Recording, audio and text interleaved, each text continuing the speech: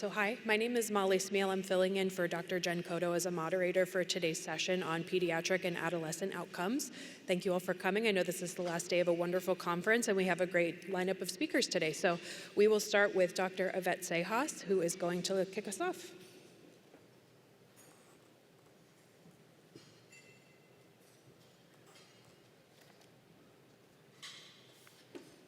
Okay, now I understand why everyone's going like this, but so I'm going to be talking about infant vocabulary composition and how that potentially might help to predict long-term language outcomes in children with cochlear implants. These are my disclosures. So to know a word like cup, this little girl has to figure out that the word cup doesn't just mean her favorite little sippy cup. And so, for example, she needs to understand that sippy cup or cups, right, are part of this entire category. And that might entail other cups that are different in shape or size, in terms of material, in terms of exactly different things that cups need to refer to, that they kind of share this larger category. And so children need to learn what type of properties matter in order to understand better category membership. So at the same time that children are learning words like cup, they're learning other words as well that name categories where shape are really important. And this could mean chair, ball, or shoe. And in fact, 208 of the first 312 object nouns learned in children, they learn them by the time they're about 2.5 years old. And there's a lot of, these are some of the most common kind of initial nouns that children learn early on in life. Now, because of this regularity, shape is so commonly relevant for category membership, and this actually helps children become better overall word learners. So typically by the time a child is about 2 years old, they develop what's called a shape bias, or bias that systematically generalizes the names of novel solid objects by similarity in shape. So if we present this little girl with this novel toy, and we say, you know, it's a shape, and it's kind of have a marble, it kind of is a little bit of an arc, and we gave it some different name like thumb, she's more likely to pick the object that is similar in terms of shape in comparison to something that has actually more similarity in terms of the color or material. And this is what we call a shape bias. So she's more likely to pick this one instead of the one that is the other one. Now, importantly, we know that word learning is driven by the development of shape bias, because if we take a 1.5-year-old who doesn't yet show this bias and teach them the name of categories organized by similarity in shape that they don't yet know, for example, like a bucket, then they will find and develop what's called a precocious shape bias. Now, there has been studies by colleagues, developmental psychologist Lynn Perry at the University of Miami, and what they looked at is they had a training study looking exactly at this and how vocabulary acquisition was developing for children. And so if you look here in the blue line is what we see as typical development of vocabulary acquisition. And then what we see is that the actual red line is if they train children to pay attention to the shape bias, it accelerated the vocabulary acquisition by double the rate. And so they wanted to kind of look at this in terms of how this particularly developed in our children with hearing loss. Now, there are individual differences in how children learn these different biases. And so some children actually pay more attention to things other than shape. So for example, categories, they might really want to look more at material. So some children focus on like chalk. They might think of like bread and texture. They might think of ice. And all it turns out is that children are more likely to generalize novel names by similarity in material rather than similarity in shape. And this obviously is what we call a material bias. So these individual differences tell us that there's a strong association between the particular words that children know, the composition of their vocabulary, and then the information that they actually pay attention to learn new words. So there are, group differences that we've already seen in some of the literature done at the University of Miami by developmental psychologist Lynn Perry. And we have found that children with hearing loss are less likely to show this shape bias. And this is the same even if we compare our children or our cohort to children who are younger. But also what was surprising is that we also saw this at the same time if we compared our kids with hearing loss to children who had the same vocabulary size. So regardless of having the same vocabulary size or even being younger in age, we continue to see that our children are less likely to show this shape bias, which has been shown to accelerate vocabulary and word learning. Oh, and there was that. So this kind of led to this next question of, okay, let's look at this in a little bit more detail. We wanted to better understand, what does vocabulary look like? And we also wanted to know, does initial vocabulary composition after implantation matter, especially when we look at later language outcomes? So for this, we use the CDA-CI study, or what many of you guys know as the Childhood Development After Cochlear Implantation Study, which was initially funded with John Naparco. And we had 188 children with cochlear implants, the 97 hearing match controls across 6 cochlear implant centers. Now, we had enough information in terms of their word learning and the shape bias information for 163 of those children with cochlear implants and 87 of the age-matched children with normal hearing. We used study start, or initial time point, was 6 months post-implantation, because at baseline, we obviously didn't have enough variability in terms of vocabulary composition for our children. And then we followed them at 12, 24, and 36 months post-implantation. We use the MacArthur-Bates parent questionnaire in order to assess vocabulary size. And then we kind of did the vocabulary composition at the study start, which was at 6 months as a reminder. And we calculated the proportion of object nouns named, or those categories, organized by similarity in shape. In order to assess those general language abilities, we use the Rennell Developmental Language Scales. And again, we use that information to pull from the receptive language and expressive language. So what did we find? And to no surprise, at study start, our children with CIs had smaller vocabulary size and a smaller proportion of shape-based nouns than children with normal hearing. So if we look at, even at 6 months post-implantation, our kids on average, had about 8 words in comparison to our normal hearing group, which had 59 words. So that was a large a difference, at least at the 6-month time point. And then we wanted to look at these association with more broader language outcomes. And so we used mixed effects modeling to kind of predict vocabulary size, receptive and expressive language abilities. We wanted to compare that proportion of shape-based nouns at the initial study start. We obviously looked at the hearing status and how this affected your development of shape-based nouns and future vocabulary acquisition. We wanted to see how this looked longitudinally, and then the interaction between these. We obviously controlled for vocabulary size initially, which that's important, as well as chronological age, sex, and then as well as parent income, as we know that also has been shown to predict language outcomes. And so what we found was that children who knew a higher proportion of shape-based nouns subsequently had larger vocabularies than children who had lower proportions of shape-based nouns. And this interaction was a bigger effect for our CI group than our normal hearing group, especially as we looked at the 24 and 36 months time points. So again, knowing shape-based nouns is important both for the hearing kids as well as the CI groups, but more important in terms of predicting language outcomes or vocabulary, actually in this case, for our CI cohort.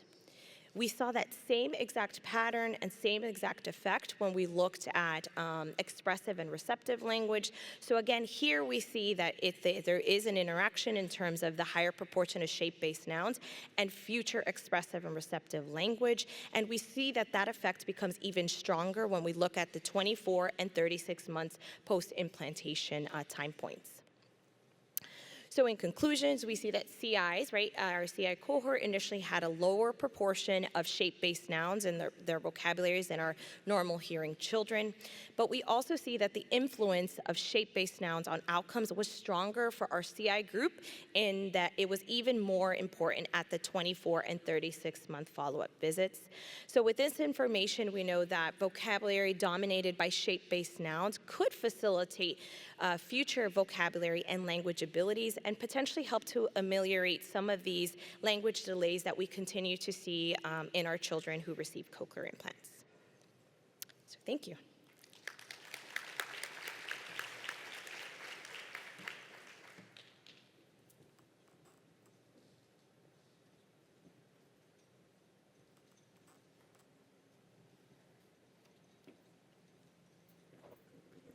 Good morning. I'm Betsy Moog Brooks, and I'm with the Moog Center for Deaf Education.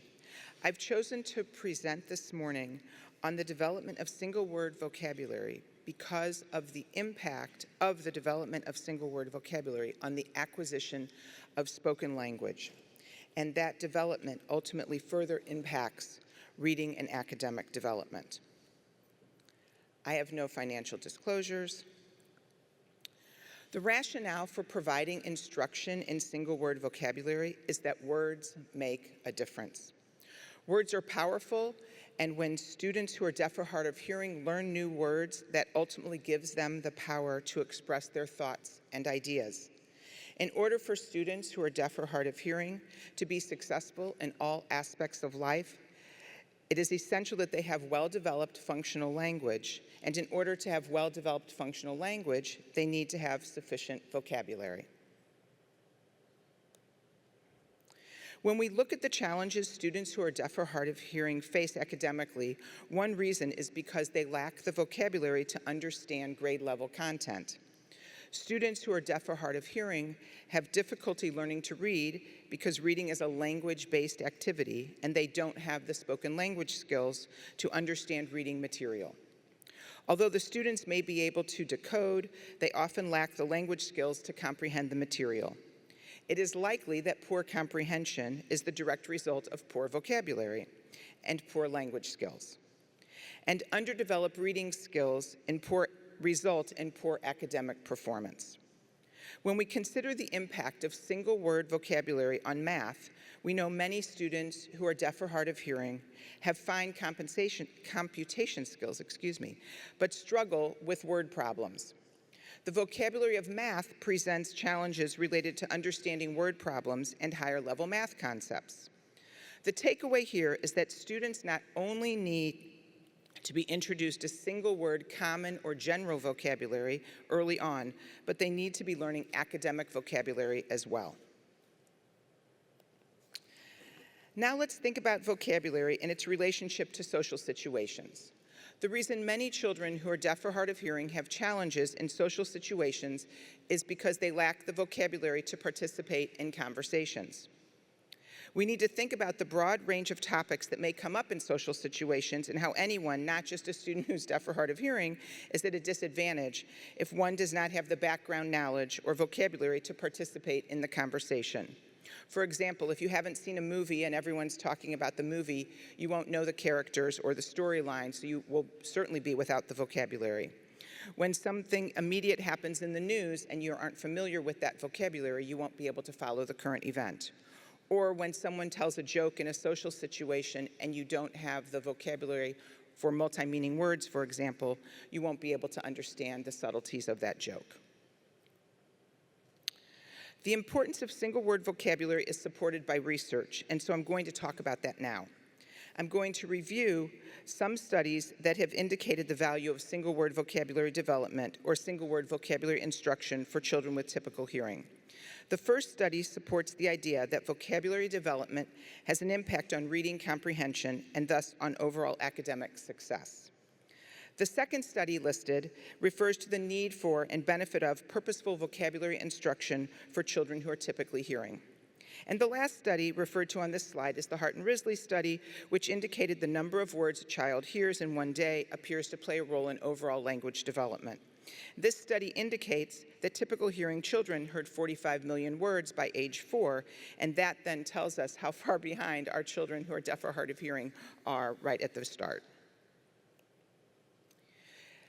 On this slide are 3 more areas related to vocabulary development that have been addressed through research. The first bullet point refers to the lexicon size. That's the number of words that one knows and is able to use, and how the size of one's vocabulary is a predictor for later language learning. The study is not related to students who are deaf or hard of hearing, but it's important in our discussion about the importance of single word vocabulary when related to students who are deaf or hard of hearing. The research of the next bullet point supports the first, indicating that children who are deaf or hard of hearing have smaller vocabularies, which results in a widening achievement gaps when compared to their peers with typical hearing. And finally, the last research supports the concept that delayed access to quality auditory input and intervention negatively affects vocabulary development. I've highlighted this particular study because I want to explain this work in more depth. This study indicates the effectiveness of explicit vocabulary instruction for children who are deaf or hard of hearing. Students were divided into 3 preschool cohorts and received vocabulary instruction in 3 different conditions. The first condition was explicit direct instruction, and it included an introduction to the word, receptive practice, and expressive practice. The second condition was referred to as follow-in label. In this condition, the student had the opportunity to act with 2 objects or pictures at a time, representing a target word. The teacher followed the student's lead, and when the student interacted with the picture, the teacher would provide the name, or the label for that picture or object. And the third condition was incidental exposure. In this case, pictures and objects were placed around the room, and throughout the day, the teacher talked about the pictures or objects, but she never directly instructed the children in that vocabulary. In this study, each student received instruction in each of the 3 test conditions, and 10 new words were introduced each week. The same amount of instruction was dedicated to each of those words across all conditions. And the results indicated that most children learned more words in the direct instruction condition, thus supporting the idea that direct instruction is not only effective, but perhaps it might be the most effective way of teaching and learning new vocabulary. For students who are deaf or hard of hearing, gaps in academic performance and world knowledge are often attributed to the limitations on their incidental learning by virtue of not having access to the conversations of others. Cochlear implants have often been described as providing that access, and we see that rapid growth in vocabulary following pediatric cochlear implantation has suggested that children with implants might close the gap relative to hearing peers. This study looked at college students who were deaf or hard of hearing with and without cochlear implants and a hearing comparison group. Results across essentially all tasks indicated students with typical hearing to outperform students who were deaf or hard of hearing, both with and without cochlear implants. And no significant differences between those 2 groups were noticed. These results support the idea that vocabulary may continue to be an issue even for college students who are deaf or hard of hearing and into adulthood. So at the Moog Center, vocabulary data is collected annually as a regular and customary part of our student enrollment. Receptive vocabulary is measured using the Peabody Picture Vocabulary Test.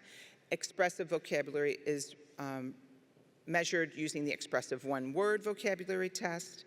And all students receive at least 15 minutes of direct vocabulary instruction every day. And this includes children in our toddler program who are ages 18 months to 3 years old.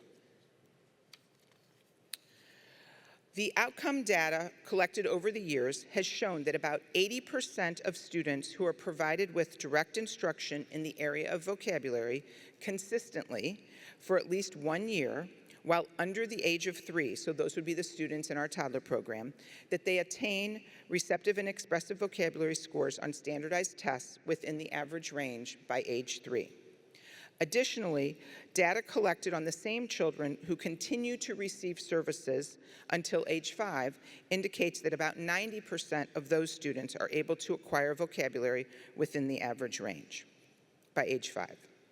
So in conclusion, single word vocabulary instruction makes a difference.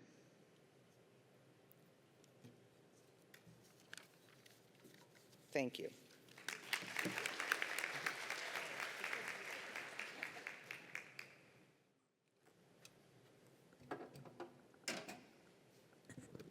Hello, I'm Dave Karina from UC Davis, and I'd like to thank the conference organizers for providing this opportunity for me to present some of our lab's research.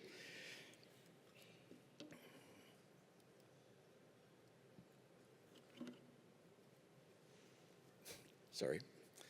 Right. I have no disclosures. This work is supported by NIH and IDCD. No doubt you are familiar with the use of electrophysiology to detect hearing loss in newborns.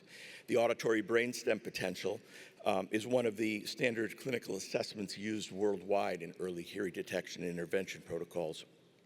Today, I will be discussing later occurring EEG components that reflect not only sensory and perceptual properties of a stimulus, but that are also sensitive to cognitive processes like attention, memory, and decision-making.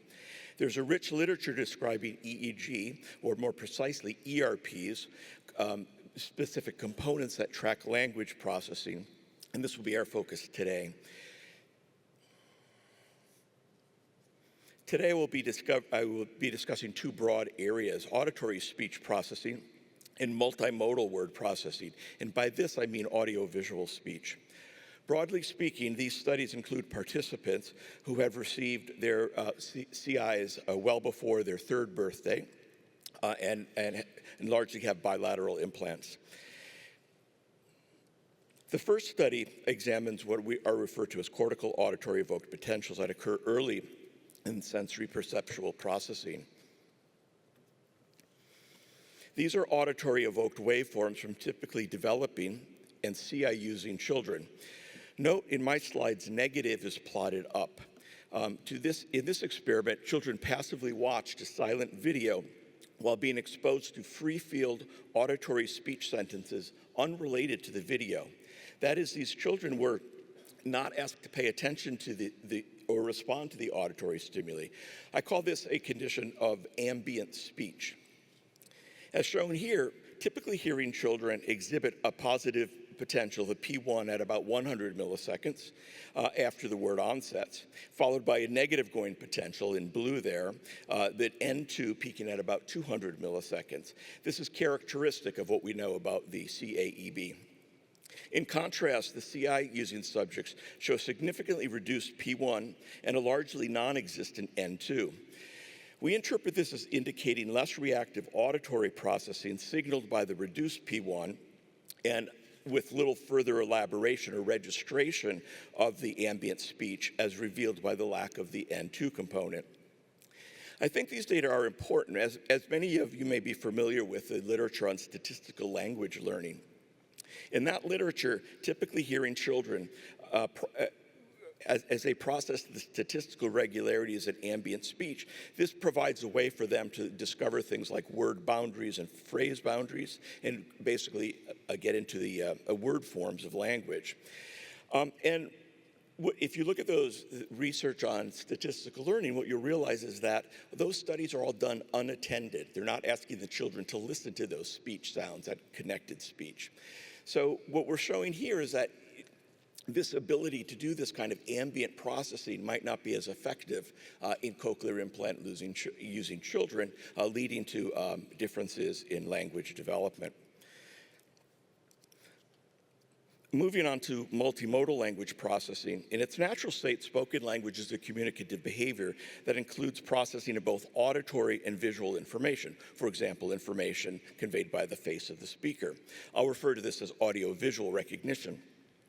Our second study examines ERP responses to pictures that have been previously named correctly or incorrectly. In this experiment, the children watch an audiovisual talker who provides the correct or incorrect name of a subsequently presented object. In a related trial, she may first say cookie, followed by a picture of a cookie, or she may say an unrelated word like penguin, but that would also be followed by a picture of a cookie. We're recording the ERP responses elicited by the pictures in these two contexts. And again, this is a passive paradigm. Students were not required to respond.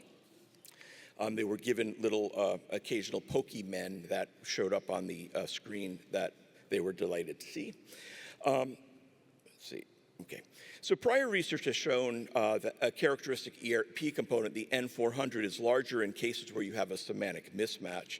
The N400 is taken as an index of semantic integration. Here, the children are integrating the prior word with the picture. The red trace shows the larger N400 for the unrelated trials relative to the relative trials shown in black. On the left are the typically developing children, and on the right are the CI-using children. What these data show is that the integration of the audiovisual word and the picture is largely comparable across these groups of children. So if the CI-using children successfully recognize an audiovisual word, it activates the appropriate lexical conceptual semantics in about the same time frame as typically in hearing children. And we know that the cochlear implants work. Okay, so this shows the ERPs that are time locked to the picture. But what does the ERPs look like when it's time locked to the audiovisual speech itself? That's what we cover in this third experiment. In this paradigm, children first see a picture of a common object like a cake. Next, a woman speaks one of four possible words.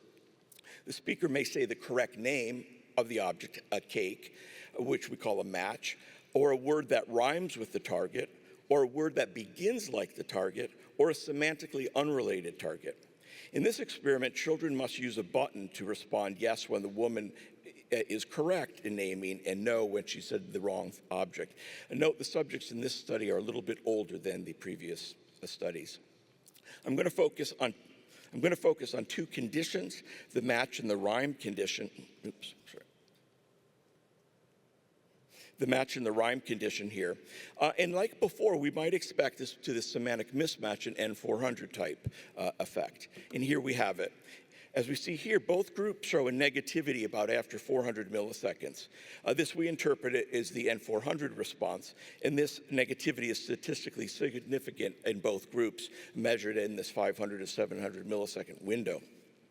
Recall, this response is recorded to the temporally unfolding of audiovisual speech, so we don't expect these components to be as crisp as we would see from a static picture. But I want to make two quick points. It is clear that significant lexical semantic activation to audiovisual words is occurring in both groups. But many of you may have noticed what appears like this N4 negativity is occurring earlier in the CI-using children. So what's going on? This is very curious. Well, to be honest, we're not sure. Recall, this is a small cohort of CI-using children, and these are preliminary data. But one thing we can do is look at the rhyming condition during an earlier time window to get some insights. So here are data from the rhyme condition. In the black is the ERP waveform recorded from trials when the woman says the correct word cake. In red, the waveform from when they might be expecting to hear the word cake, but instead hear the rhyme lake, or rake, excuse me. Notice we see a significant difference in the positive waveform between 200 and 400 milliseconds, but this is only in the typically hearing kids data. There is no such effect in the CI-using children.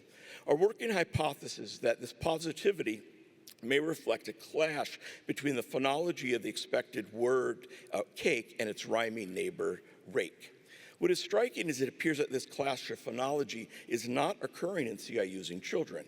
What does this mean? Well, it may be an indication that CI-using children are essentially skipping a phonological analysis of word forms and recognizing words as acoustically whole forms, essentially going from this whole form directly to meaning. Here again are those data from the semantic condition. What we're saying is that perhaps this later effect that we see in the hearing kids, this later effect we see in the typically hearing children may be because they have to do an additional phonological analysis. But CI children are not automatically engaged in that, and thus we start to see these effects earlier.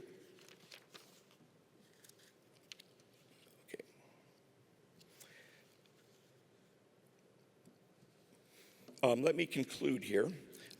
What I'd like to hope to have showed you is that how ERPs can be really useful starting to understand new ways to think about the neural representations that children with cochlear implants are bringing to bear during word recognition.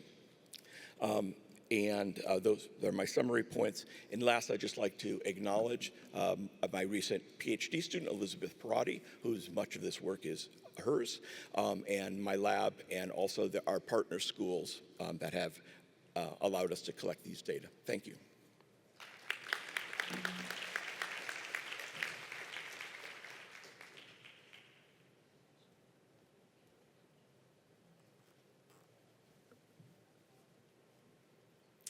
All right. Good morning, everybody. I'm Elaine Smullen from Teachers College at Columbia University, and I'm excited to share some of the work that I've been doing with my colleagues Maria Hartman and our wonderful recent grad, Amy Reese.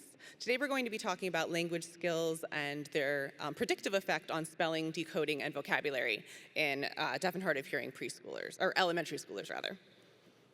Here are our disclosures. We especially want to acknowledge all of the wonderful families and children who have participated in our research, our lab members, and our partner, Sunshine Cottage School for Deaf Children. So reading is fundamentally a language skill, right? Early receptive and expressive spoken language are necessary as building blocks for decoding fluency and ultimately reading comprehension later. You need to have those early spoken language skills in order to build upon them to translate them into written language. We know for our deaf and hard of hearing students, this has often been a challenge because they have experienced delays in acquiring spoken language, which have then translated into delays in written language. We do have recent research from our lab and others that have shown with early CI and effective intervention, many of our deaf and hard of hearing children can and are achieving reading skills in the average range in elementary school, but there's still individual variability. And we know less about what the longitudinal links are here between spoken language and later development of specific language skills. That's what we'll be looking at today. This work is part of our longitudinal prospective study called Read Up. What we have here is a study where we're looking at 150 students from pre-K through third grade. In this particular project, I'll be presenting work on 66 of these students. What we are hoping to be able to do here is to provide some data and some evidence from actual classrooms, from actual kids today, to see what the effect of CI and other early hearing technology has been on reading development. We've heard a lot of great things during this conference about what the effects should be, right? You should have better access to auditory information, which should translate into better literacy and better academics. We're showing that here. And what's unique about this study is that we're working with one large listening and spoken language program. So the children in our study have consistent access to high quality evidence-based reading instruction. The same kind of instruction, by the way, that should be happening in all classrooms for hearing children as well. But what's unique for these students is that that instruction is being delivered by teachers of the deaf and SLPs. Okay? Most of the students in our cohort identified as Latinx or Hispanic. So what we did in this project was measure our students' expressive, receptive, and core language skills in year one using the SELF or the SELF P2, depending on age. And then in year two, we went back and followed up with those students to look at their specific reading skills using subtests of the Woodcock-Johnson tests of achievement.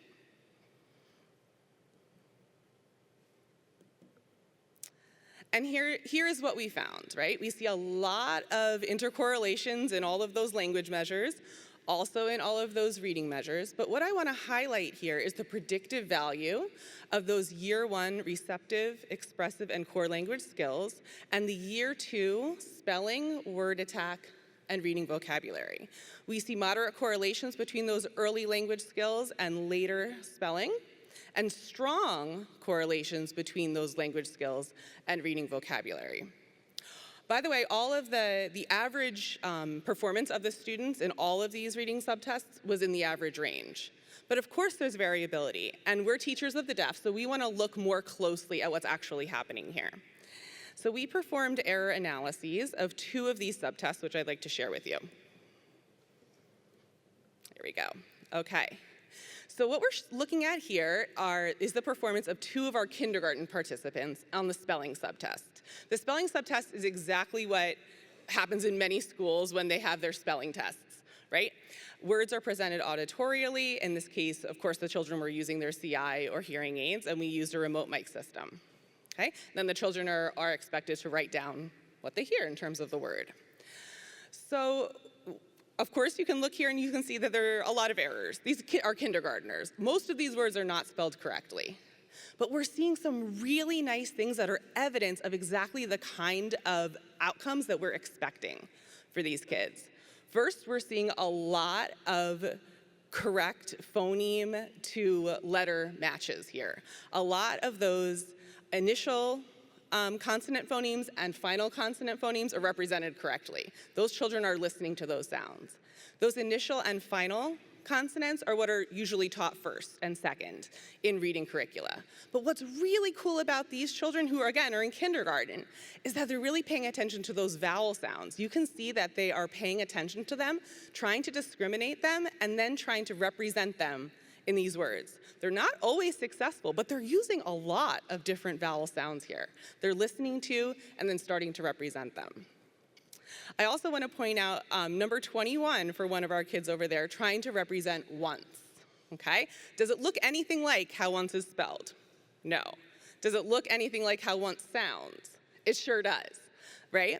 So one of the things that we've been really concerned about for deaf and hard of hearing children for a long time is that without that phonemic awareness, the only way to learn how to read and to spell is through direct instruction in individual words, which usually resulted in like visual memorization of what that word looks like. So when you would see errors that way, you would expect to see errors that match how once appears visually, but maybe not related to how it sounds. For this kid, they've probably never seen once in a written form, or maybe they have and they were never taught it. So what they're doing is relying on their very strong phonological and phonemic processing to represent once using that w sound at the beginning and at the end, which is pretty cool. We also looked more deeply at that reading vocabulary subtest. So that actually consists of 2 subtests, one which is antonyms and one is synonyms. So a word is presented in written form only. The child has to read it and then provide either a word that means the same or a word that means the opposite. Okay? Again, on average, the students were performing in the average range on this subtest, but there were children who really performed well below the average range, and we wanted to look at what they were struggling with specifically. One of the big themes we found was that many of these kids were struggling with providing antonyms in general. Again, they didn't need to know the word antonym. We would say provide a word that means the opposite, right? So all of these responses listed below are wrong, but they give us some really good information about some of the good things that these kids are doing. A child saw ON, they used their phonemic awareness to decode that word, right? They were able to say on, and then they're providing evidence they actually do have comprehension of that word. The reason we know that is their answer was above. So that's showing that they have a really strong schema for what on means. It's something that's on top of, right? When they said above, that's similar. Is that the response to the prompt we asked about giving an opposite? No, but we're starting to see that they're developing strong concept mapping. It's not just the phonemic awareness, it's not just saying on, but it's also providing evidence that you're understanding what it is that you're reading. We need to get beyond that now, but that's a strong first step. All right, so we are showing evidence here of that link that we all know exists between the spoken language and the written language in our deaf and hard of hearing learners. And one of the things that we want to highlight here is that we may really want to think about additional focus, as we've heard through this panel, which has been great, on vocabulary and on children recognizing not just similarities and differences in word sounds, which I think we're very good at targeting, especially when we're thinking about auditory learning, but also in word meanings. We actually had a lot of kids who would give a rhyme for the word, which was great because in the past that was really hard for our kids. Now we want them also to be thinking, again, conceptually about the schema of that word and being able to provide a similar or an opposite word with that meaning. We're continuing to collect these data and analyze them to look at all of those factors that go into reading achievement over time. And we're also expanding the study to include other students in the mainstream and other programs. So please contact us if you would like to participate. Thank you.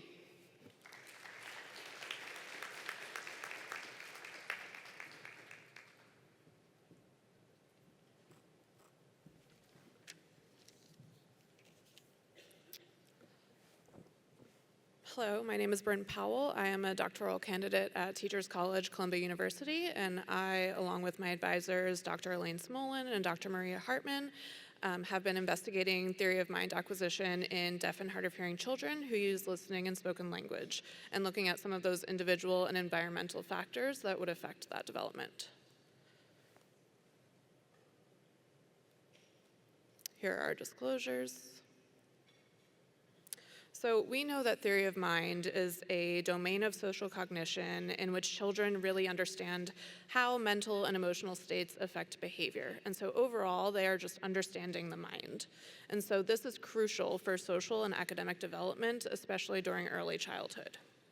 So research suggests that theory of mind is predicted by spoken cognitive and emotional language development, hearing status, and language comprehension. And although some deaf and hard of hearing children develop listening and spoken language in line with their typical hearing peers, we know that deaf and hard of hearing children remain at risk for delays in language development and social emotional skills. And this depends on the age of hearing loss diagnosis, the age that early intervention begins, and other demographic factors such as socioeconomic status and language quantity and quality of language environment. And so we know that theory of mind does not just develop automatically with the development of social emotional skills and language development. So that being said, approximately 65% of deaf and hard of hearing children do not acquire theory of mind by age 4 or 5 when their typically hearing peers are usually mastering this skill.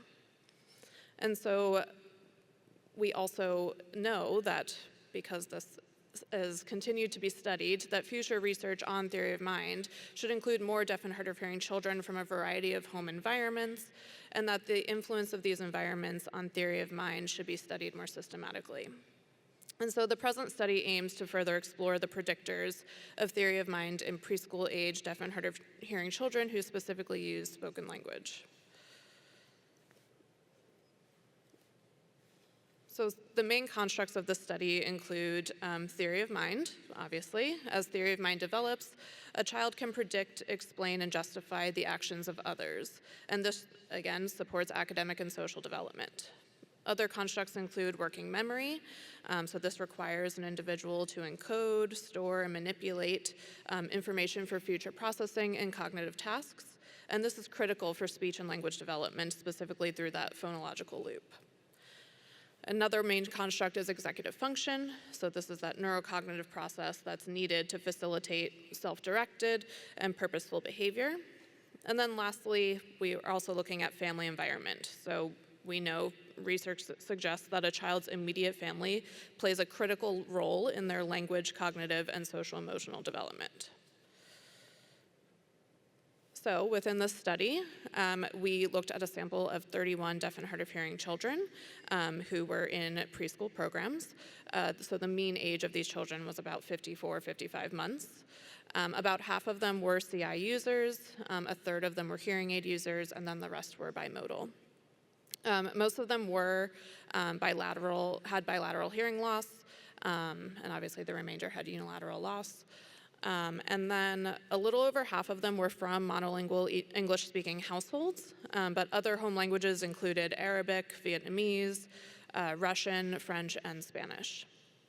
So again, we recruited these children from listening and spoken language preschool programs in Pennsylvania, New Jersey, Massachusetts, and Washington.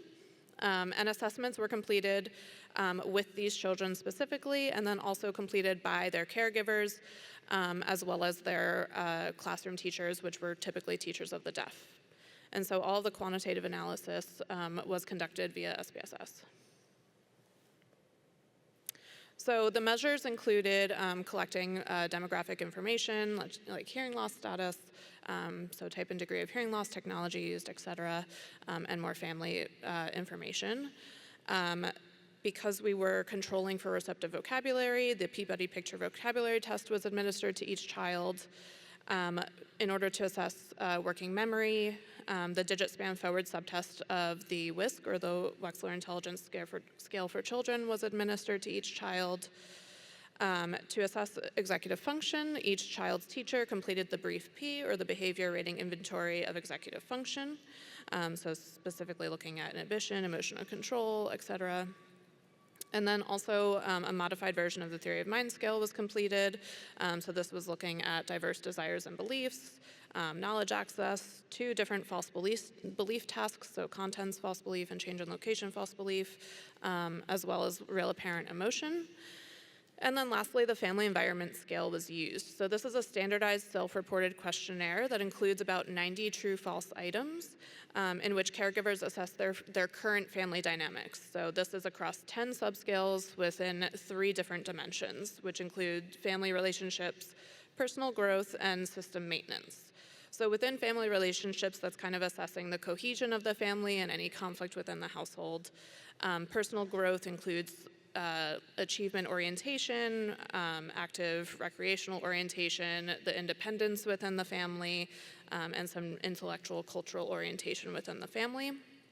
And then lastly, the system maintenance is looking at the organization within the family and control.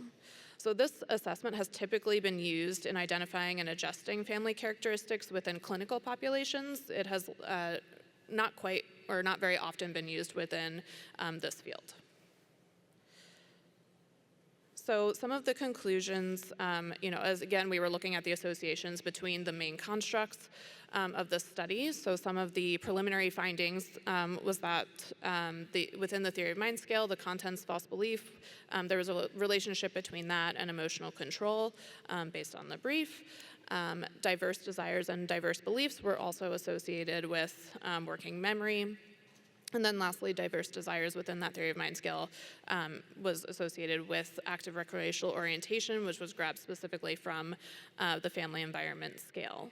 And so in the future, again, it was such a small sample size, we would love to strengthen the power of the analysis by using a larger sample size. And then also just using more complex analysis to identify interactions between the main constructs.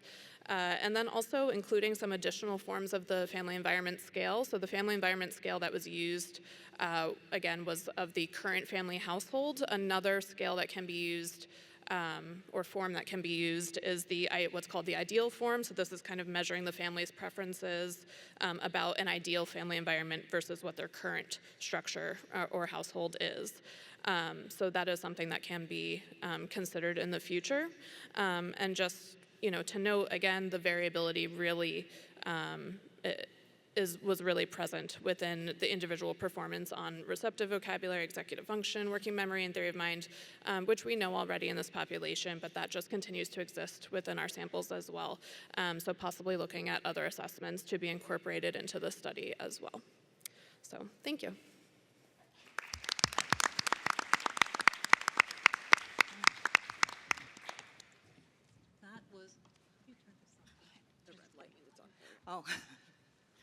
That was those were amazing presentations, and really an important element of the work we do. As I'm thinking of myself as an educator, but those of us who provide those services post-implant. And so vocabulary really is a huge and powerful tool in the development of the elements that we talked about here. So I have a question for Dr. Sejas, I think.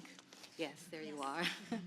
As you were talking about shape-based nouns, I mean, instinctively as a parent, as an educator, I wouldn't think of shape-based nouns as a natural way of teaching vocabulary.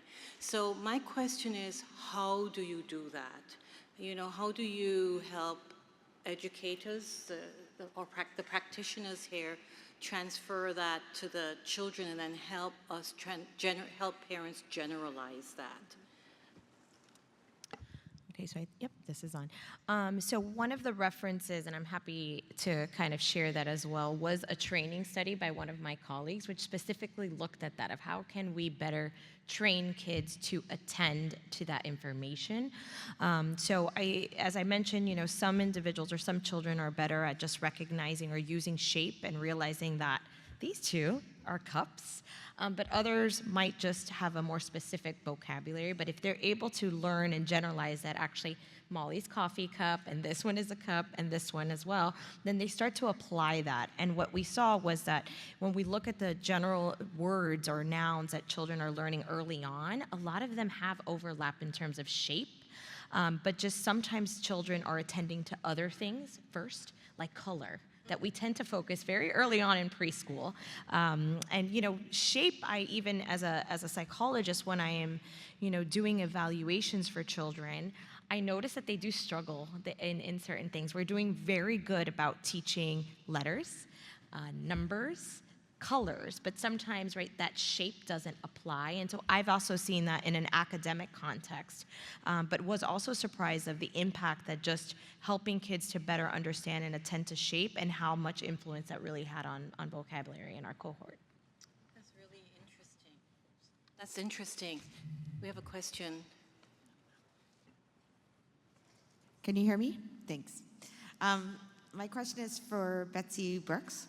I just wondered if you could repeat what your direct instruction of single words looked like, because I missed that. Okay, so it is very direct instruction. It's very drill-like, and so we're using either pictures or objects.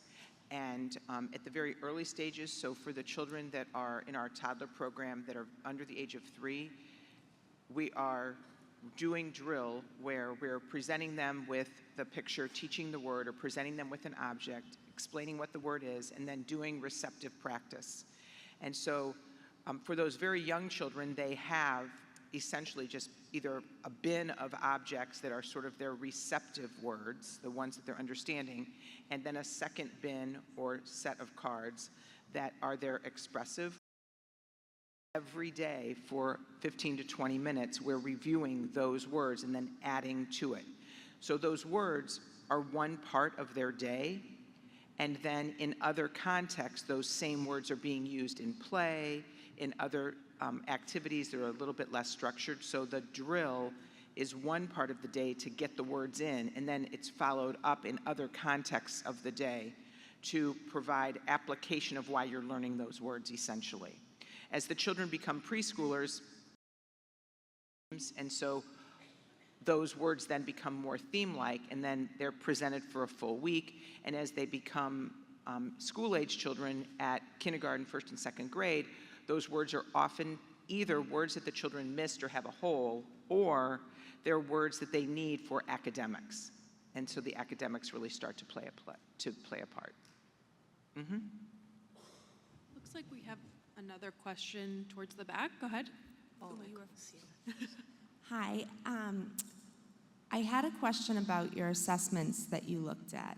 So the comparisons that you made to the kids with who are deaf or hard of hearing were to typically hearing kids with their chronological age.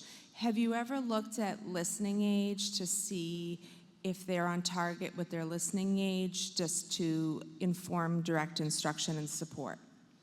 Are you speaking to me? Anyone. Oh. Okay, well, so this might upset you, but at the Moog Center, we don't look at hearing age. We are always looking at chronologic age because we're trying to compare the children to their chronological age mates. So the answer for me is no, we have not done that. I can add one thing. We do regularly look at what we call time and sound, the length of time the child has had since activation. And we look for correlations between our measures and that. And sometimes we find those, sometimes we don't. It's depending on which test you're looking at. But we also do see nice age correlations, of course, for like the P1 and 2 in the ambient speech in the typically hearing children, but not in the CI using children. Yeah, and just to add to that, sometimes we do also look at more like the hearing age or their listening age, and so that might help in terms of their, for our study at least, help in terms of their vocabulary. Portion still mattered more. So those kids, regardless of their listening age, who had higher proportion of shape-based nouns, had better language skills later on. Thank you for the wonderful information shared on this panel. I have two questions. First is a yes/no question. So, Dr. Sejas, is the shape bias true for all languages or just English? Do you know? Good question. I haven't looked at that. I haven't thought of that either. Yes, that's a great question.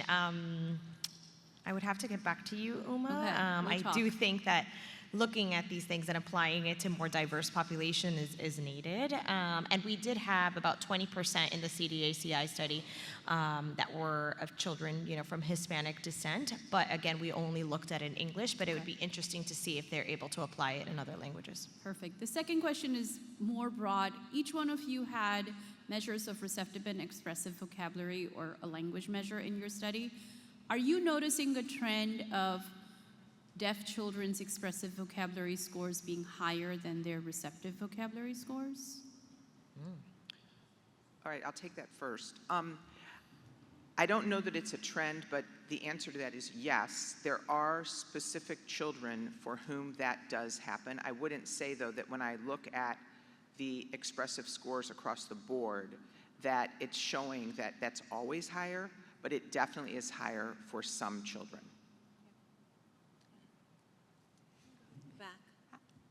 Hi, I'm just wondering if you can share what equipment you're using for your CAP collection for your CI patients.